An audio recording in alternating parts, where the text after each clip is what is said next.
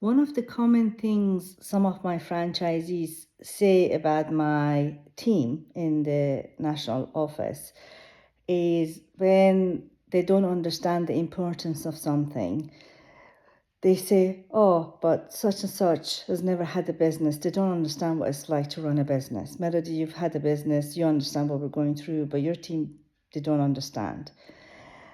And it's it is difficult because one thing they don't understand about running a care at home business is care at home business, 90% of it is compliance. Okay, you don't need to have run a business before to understand how important compliance is. You just need to be in the care sector for many, many years, especially in the office of a care company, to understand the whole thing revolves around compliance. And that's what some of our franchisees don't understand. It doesn't matter whether I've run a business before or my team haven't run a business before. What they're advising you is on compliance.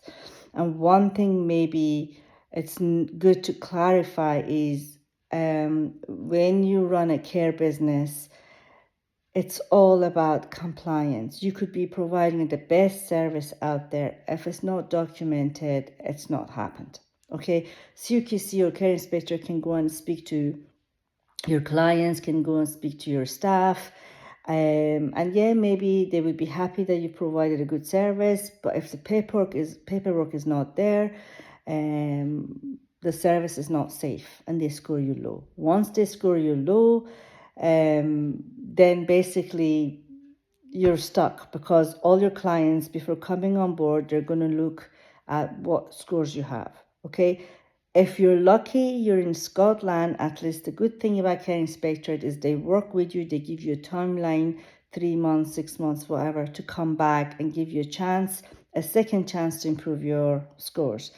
If you're in England, you might be stuck with that low score for many, many years.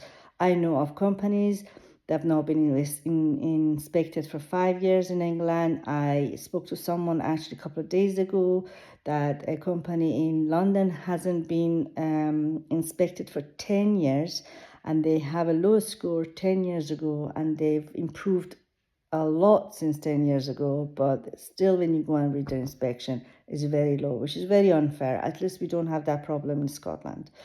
But yeah, basically what you need to understand, a care at home business, I can only talk about care at home, but I think care in general, it's all about compliance. So it doesn't matter whether my team have run a business or not. What their expert is compliance and making sure your service is safe, making sure your clients are looked after, making sure you're following the right processes for recruitment, and just pay attention to my team.